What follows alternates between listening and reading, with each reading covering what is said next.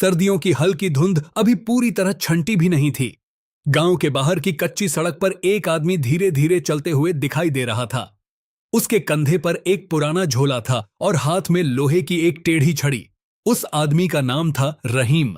गांव में लोग उसे कई नामों से पुकारते थे, बेकार, निकम्मा, कबाड़ी वाला। लेकिन किसी ने कभी यह जानने की कोशिश नहीं की कि उसके अंदर कितना दर्द छिपा हुआ है।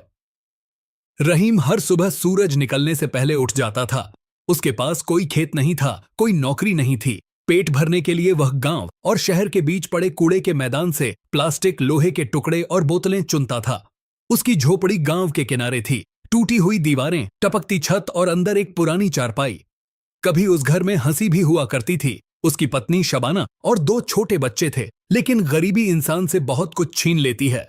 एक दिन शबाना ने रोते हुए कहा था, रहीम, मैं बच्चों को भूखा नहीं देख सकती, मैं मायके जा रही हूं। रहीम ने बहुत रोका, बहुत समझाया, लेकिन वह चली गई। उस दिन के बाद उस झोपड़ी में सिर्फ खामोशी रहने लगी। रहीम आज भी वही जिंदगी जी रहा था। उस सुबह भी वह कूड़े के मैदान में पहुंचा। चारों तरफ बदबू, धुआं और भिनभिनाती मक्खियां। वह झुककर धीरे धीरे कूड़े को अपनी छड़ी से उलट रहा था। तभी उसकी नजर अचानक एक अजीब चीज पर पड़ी। कूड़े के ढेर के बीच एक बड़ा काला बैग पड़ा था। अजीब बात यह थी कि बाकी सब कूड़ा गंदा और फटा हुआ था, लेकिन वह बैग बिल्कुल साफ और मजबूत था। रहीम थोड़ा रुका। उसने इधर उधर नजर घुमाई। दूर 2 कुत्ते लड़ रहे थे, लेकिन आसपास कोई आदमी नहीं था। वह धीरे धीरे बैग के पास गया। किसका होगा ये? उसने खुद से बुदबुदाया। उसने बैग को छड़ी से हिलाया। बैग भारी था, बहुत भारी। अब उसके दिल की धड़कन थोड़ी तेज हो गई। उसने बैग को पकड़कर थोड़ा खींचा और कूड़े से बाहर निकाला। बैग के ऊपर मोटी जिप लगी थी। रहीम कुछ पल तक उसे देखता रहा। उसके मन में कई सवाल घूम रहे थे। कहीं किसी मुसीबत में तो नहीं फंस जाऊंगा? लेकिन फिर उसके मन ने कहा, देख तो ले, अंदर क्या है। उसने कांपते हाथों से जिप खोली। जैसे ही बैग खुला, रहीम की सांस जैसे वहीं रुक गई। अंदर जो था वह उसने अपनी पूरी जिंदगी में कभी नहीं देखा था। बैग के अंदर नोटों के बंडल भरे पड़े थे। सैकड़ों बंडल, ताजे, बिल्कुल नए नोट। रहीम की आंखें फैल गईं। उसका गला सूख गया। उसने कांपते हाथ से एक बंडल उठाया। नोट असली थे। उसका दिल जोर जोर से धड़कने लगा। उसके मुंह से सिर्फ एक ही शब्द निकला, या अल्लाह। उसे समझ ही नहीं आया कि यह सपना है या हकीकत। लेकिन उसी पल उसके मन में एक डरावना ख्याल आया, अगर यह पैसा किसी बड़े आदमी का हुआ तो। और तभी दूर से पुलिस की सायरन जैसी आवाज सुनाई दी। रहीम के हाथ से नोटों का बंडल लगभग गिर ही गया। उसने घबराकर बैग बंद किया। अब उसके सामने जिंदगी का सबसे बड़ा फैसला खड़ा था। क्या वह इस बैग को यहीं छोड़ दे या इसे अपने साथ ले जाए? उसने एक गहरी सांस ली और फैसला कर लिया। लेकिन उसे नहीं पता था कि यह फैसला उसकी जिंदगी को ऐसी राह पर ले जाएगा जहां से वापस लौटना शायद कभी मुमकिन नहीं होगा। रहीम कुछ सेकंड तक वहीं खड़ा रह गया। दूर से आती सायरन की आवाज उसके दिल की धड़कन और तेज कर रही थी। उसे ऐसा लग रहा था जैसे हर आवाज उसी की तरफ बढ़ रही हो। उसने जल्दी से बैग की जिप बंद की और चारों तरफ घबराकर देखने लगा। मैदान में अभी भी वही धुंध फैली हुई थी। कुछ कुत्ते कूड़े के ढेर में भटक रहे थे, लेकिन इंसान का कोई निशान नहीं था। रहीम का दिमाग तेजी से काम करने लगा। अगर पुलिस सच में इधर आ रही है तो। उसके माथे पर पसीना आ गया, जबकि मौसम ठंडा था। कुछ पल बाद उसने जल्दी से बैग को कंधे पर उठा लिया। बैग इतना भारी था कि उसके कंधे झुक गए। उसने पहले कभी इतना वजन नहीं उठाया था। लेकिन डर इंसान को ताकत दे देता है। वह तेज तेज कदमों से कूड़े के मैदान से बाहर निकलने लगा। हर कुछ कदम बाद वह पीछे मुड़कर देखता। उसे ऐसा लगता जैसे कोई उसे देख रहा है, जैसे कोई उसका पीछा कर रहा है। गांव की तरफ जाती कच्ची पगडंडी पर चलते हुए उसके कान हर छोटी आवाज पर चौकन्ने हो जाते। कहीं किसी के खांसने की आवाज आती, कहीं किसी दरवाजे के बंद होने की आवाज। हर बार उसका दिल उछल पड़ता। या अल्लाह, मुझे बचा लेना, वह धीरे से बुदबुदाया। करीब आधे घंटे बाद वह अपने गांव के किनारे पहुंच गया। सूरज अब धीरे धीरे निकल रहा था। कुछ लोग खेतों की तरफ जा रहे थे। कुछ औरतें पानी भरने के लिए हैंडपंप की तरफ जा रही थीं। रहीम ने बैग को अपने फटे हुए झोले के नीचे थोड़ा छिपा लिया ताकि किसी का ध्यान उस पर न जाए। गांव के लोग वैसे भी उसे ज्यादा नोटिस नहीं करते थे। उनकी नजर में वह बस एक गरीब कबाड़ी वाला था। लेकिन आज रहीम को ऐसा लग रहा था जैसे हर कोई उसी को देख रहा हो। जब वह अपनी झोपड़ी के पास पहुंचा तो उसकी सांस तेज चल रही थी। उसने जल्दी से दरवाजा खोला और अंदर घुस गया, फिर तुरंत दरवाजा अंदर से बंद कर दिया। कुछ पल तक वह दीवार से टिक कर खड़ा रहा। उसकी छाती तेजी से उठ गिर रही थी। झोपड़ी के अंदर हल्का अंधेरा था। एक टूटी चारपाई, एक मिट्टी का घड़ा और कोने में कुछ पुराने बर्तन पड़े थे। रहीम धीरे से बैग को जमीन पर रखकर बैठ गया। कुछ देर तक वह सिर्फ बैग को देखता रहा, जैसे यकीन ही नहीं हो रहा हो कि यह सब सच है।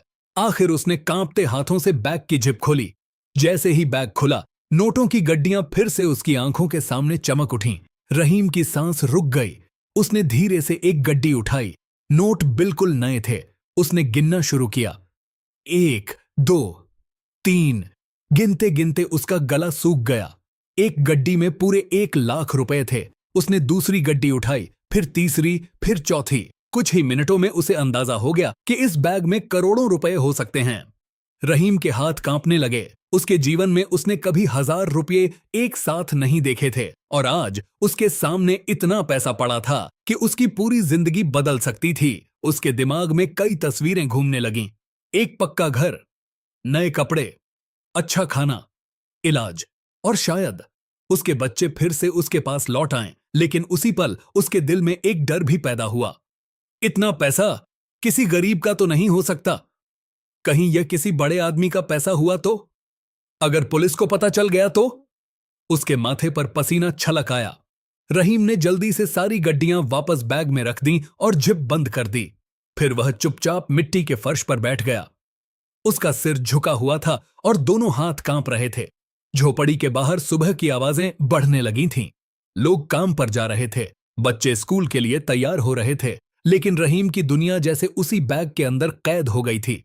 कुछ देर बाद उसने धीरे से खुद से कहा, अगर मैं इस पैसे में से थोड़ा सा ही इस्तेमाल करूं तो किसी को क्या पता चलेगा।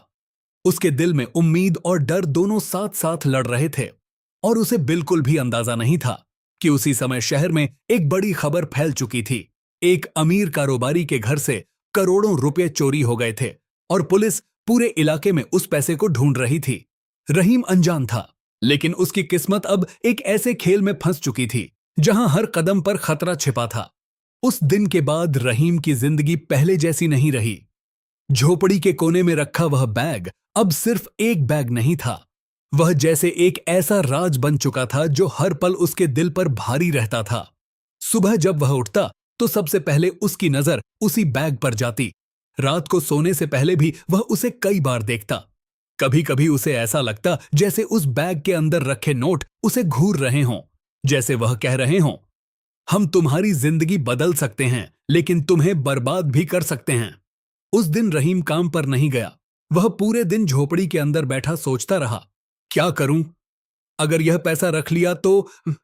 अगर पकड़ा गया तो? दोपहर तक उसका सिर दर्द से भारी हो गया। आखिर उसने फैसला किया कि वह बैग को झोपड़ी में खुला नहीं छोड़ सकता। किसी दिन अगर कोई अंदर आ गया तो सब खत्म।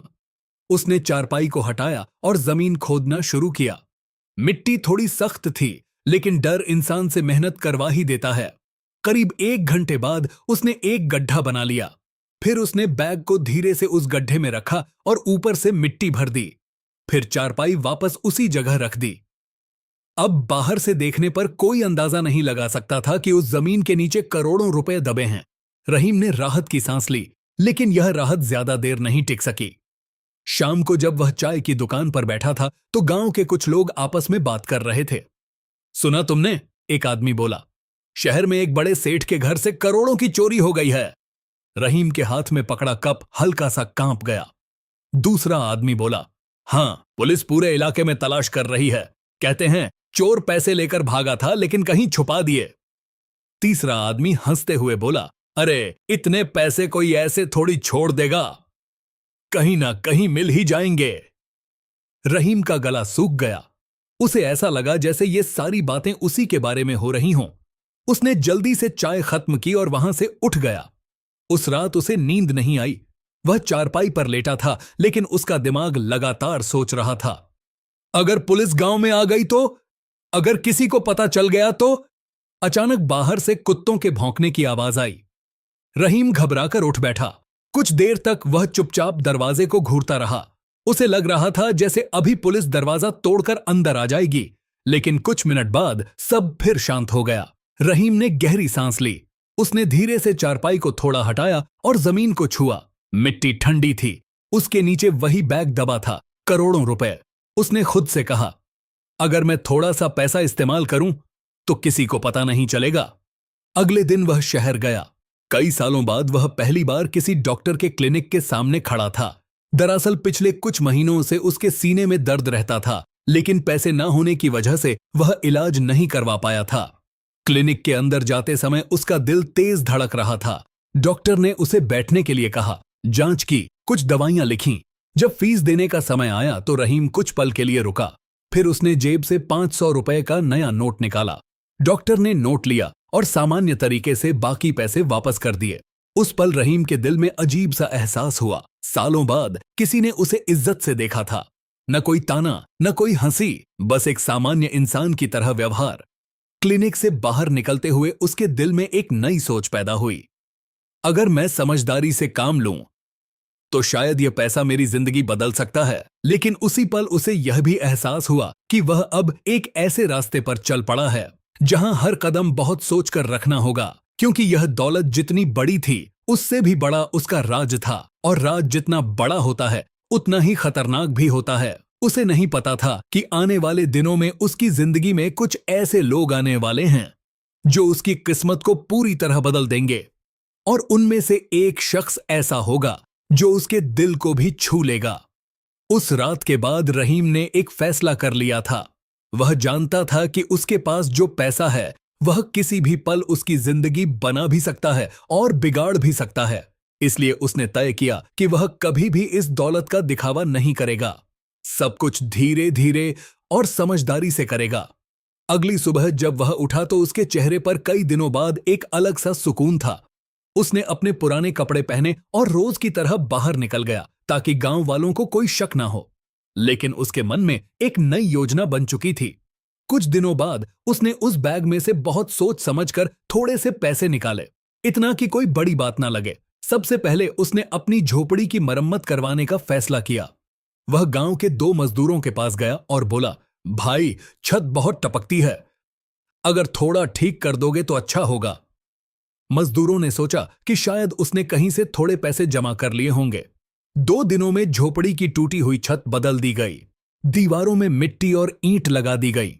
अब उसका घर पहले से थोड़ा बेहतर दिखने लगा था। गांव वालों ने ध्यान देना शुरू किया। एक बूढ़ा आदमी बोला, अरे रहीम, लगता है किस्मत खुल गई तेरी। रहीम बस हल्का सा मुस्कुरा दिया, लेकिन असली बदलाव अभी बाकी था। कुछ हफ्तों बाद रहीम ने एक और कदम उठाया। गांव की मुख्य सड़क के पास एक छोटा सा खाली लकड़ी का खोखा पड़ा था। पहले वहां कोई चाय बेचता था, लेकिन महीनों से वह बंद पड़ा था। रहीम ने उस जगह के मालिक से बात की। अगर आप चाहें तो मैं यहां छोटी सी दुकान खोल लूं, उसने झिझकते हुए कहा। मालिक ने उसे ऊपर से नीचे तक देखा। तू दुकान चलाएगा? रहीम ने धीरे से कहा, कोशिश तो कर सकता हूं। कुछ पैसों में बात तय हो गई और कुछ ही दिनों में वहां एक छोटी सी किराने की दुकान खुल गई। दुकान में ज्यादा सामान नहीं था, थोड़ा आटा, चावल, दाल, नमक, साबुन और कुछ बिस्कुट के पैकेट। लेकिन रहीम हर ग्राहक को मुस्कुराकर नमस्ते करता। क्या चाहिए भैया? उसकी आवाज में अब पहले जैसी झिझक नहीं थी। धीरे धीरे लोग उसकी दुकान पर आने लगे। शुरुआत छोटी थी, मगर ईमानदारी बड़ी थी। रहीम हर ग्राहक के साथ अच्छे से पेश आता। कोई गरीब आता तो उधार भी दे देता। कुछ महीनों में उसकी दुकान चलने लगी। अब वहां तेल के डिब्बे, मसाले, चीनी और कई तरह का सामान मिलने लगा। गांव के लोग हैरान थे। जो आदमी कभी कूड़ा बीनता था वह अब दुकानदार बन गया था। लेकिन रहीम हमेशा सावधान रहता। वह कभी भी एक साथ ज्यादा पैसा खर्च नहीं करता। बैग अभी भी उसकी झोपड़ी के नीचे सुरक्षित दबा हुआ था। कभी कभी रात में वह चुपचाप उठकर मिट्टी हटाता और बैग को देखता। नोटों की चमक अभी भी वैसी ही थी, लेकिन अब उसे देखकर उसे उतनी खुशी नहीं होती थी, बल्कि उसके दिल में एक अजीब सा डर पैदा हो जाता। वह सोचता, अगर किसी दिन यह राज खुल गया तो, अगर पुलिस यहां आ गई तो। फिर वह खुद को समझाता, नहीं, अगर मैं सही तरीके से जिंदगी जीता रहूं तो किसी को कभी पता नहीं चलेगा। समय धीरे धीरे बीतने लगा। दुकान अब अच्छी चलने लगी थी। रहीम ने 2 छोटे लड़कों को भी काम पर रख लिया था। अब वह सिर्फ दुकानदार नहीं रहा था, लोग उसे रहीम भाई कहकर बुलाने लगे थे। लेकिन उसकी जिंदगी का सबसे बड़ा मोड़ अभी आना बाकी था। एक शाम जब वह दुकान बंद करने ही वाला था, तभी दुकान के सामने एक औरत खड़ी दिखाई दी। उसके साथ एक आदमी भी था। औरत के चेहरे पर सादगी थी, लेकिन उसकी आंखों में गहरी शांति थी। आदमी ने कहा, भाई, थोड़ा सामान चाहिए, हम पास के गांव से आए हैं। रहीम ने सामान निकालना शुरू किया, लेकिन उसकी नजर बार बार उस औरत पर जा रही थी। वह औरत चुपचाप खड़ी सब देख रही थी। फिर उसने हल्की मुस्कान के साथ कहा, आप बहुत ईमानदारी से काम करते लगते हैं। रहीम कुछ पल के लिए चुप रह गया। कई सालों बाद किसी ने उससे इस तरह सम्मान से बात की थी। उसे नहीं पता था कि यह साधारण सी मुलाकात उसकी जिंदगी में एक नया अध्याय खोलने वाली है, और आने वाले दिनों में यही औरत उसकी जिंदगी की दिशा पूरी तरह बदल देगी।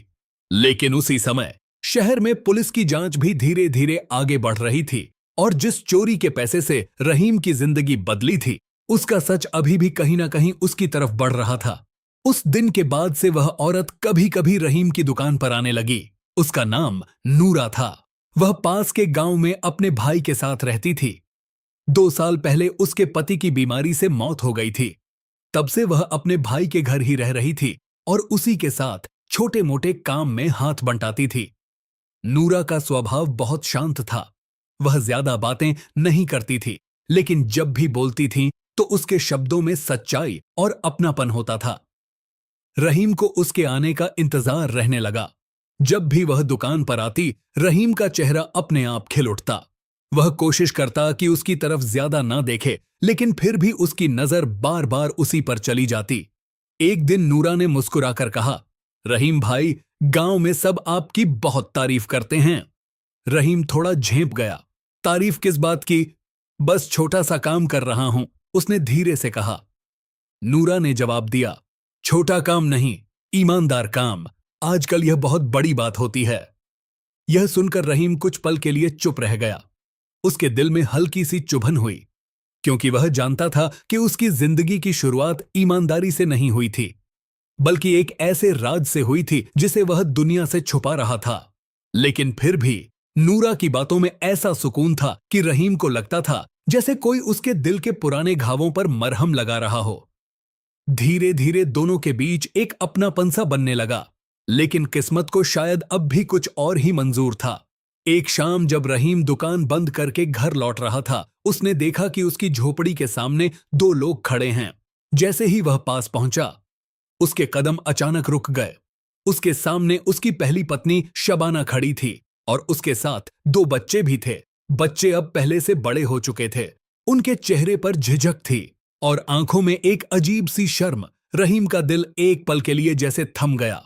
उसे वह रात याद आ गई जब शबाना ने कहा था, मैं यह गरीबी और बीमारी नहीं झेल सकती, मैं बच्चों को लेकर मायके जा रही हूं।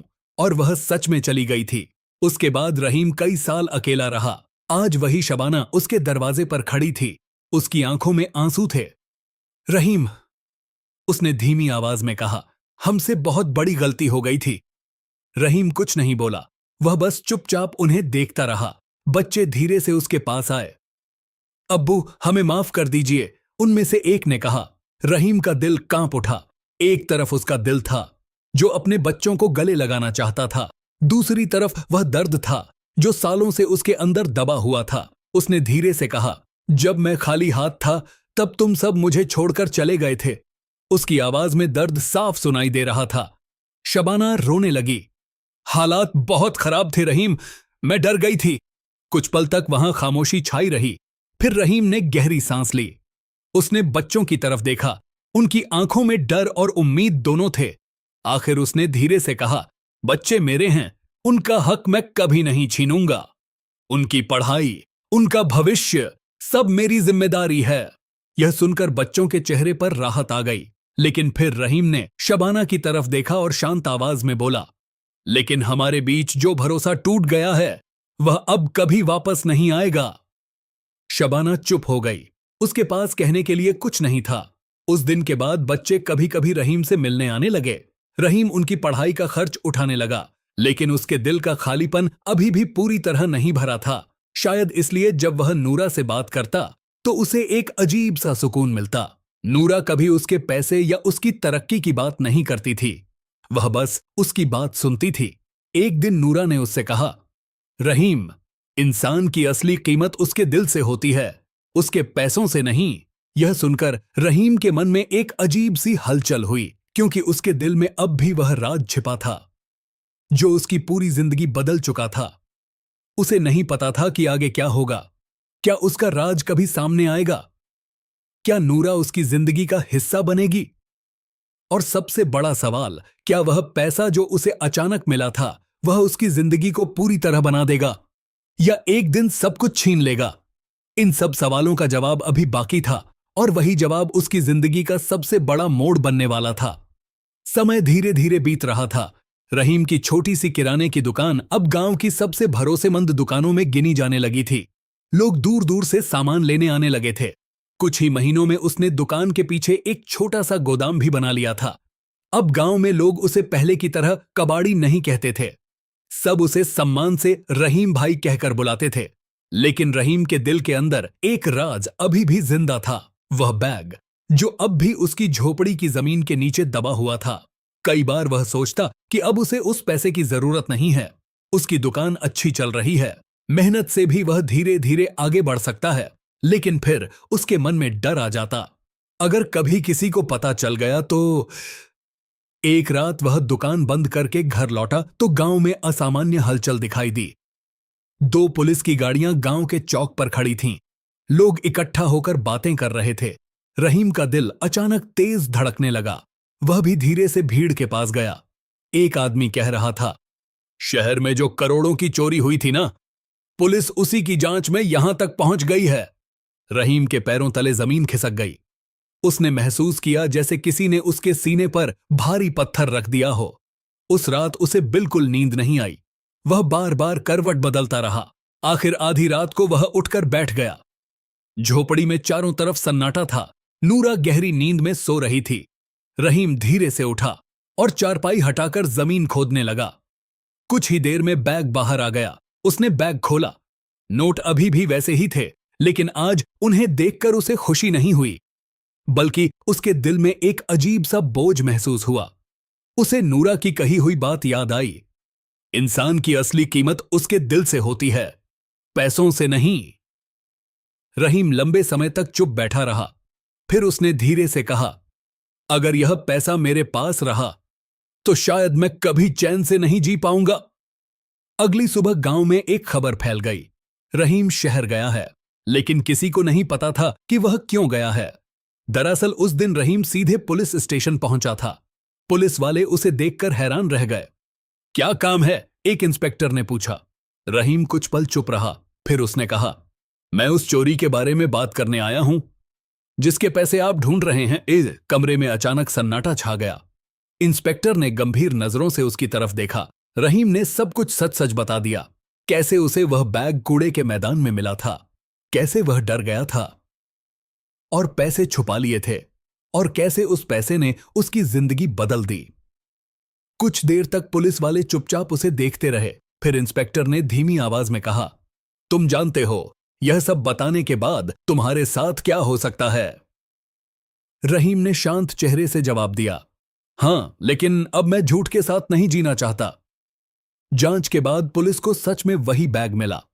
कानूनी प्रक्रिया शुरू हुई, लेकिन क्योंकि रहीम ने खुद आकर सच बताया था और पैसे भी वापस कर दिए थे, इसलिए अदालत ने उसे कठोर सजा नहीं दी। कुछ महीनों बाद वह वापस अपने गांव लौट आया। गांव वालों को जब सच्चाई पता चली तो सब हैरान रह गए। लेकिन इस बार लोगों की नजरों में उसके लिए नफरत नहीं थी, बल्कि सम्मान था, क्योंकि हर इंसान गलती कर सकता है, लेकिन हर कोई अपनी गलती स्वीकार करने की हिम्मत नहीं रखता। रहीम ने फिर से अपनी दुकान संभाल ली। अब उसके पास करोड़ों रुपए नहीं थे, लेकिन उसके दिल में एक सुकून था जो उसने पहले कभी महसूस नहीं किया था। एक शाम जब वह दुकान बंद कर रहा था, नूरा उसके पास आई। वह मुस्कुराई और बोली, अब तुम्हारे चेहरे पर सच में शांति दिखाई देती है। रहीम हल्का सा मुस्कुराया, फिर उसने आसमान की तरफ देखा और धीरे से कहा, शायद असली दौलत यही होती है, सच्चाई और सुकून। और उस दिन रहीम को सच में महसूस हुआ कि किस्मत सिर्फ पैसा देने से नहीं बदलती। कभी कभी वह इंसान को सही रास्ता चुनने का मौका भी देती है, और वही फैसला इंसान की असली पहचान बन जाता है।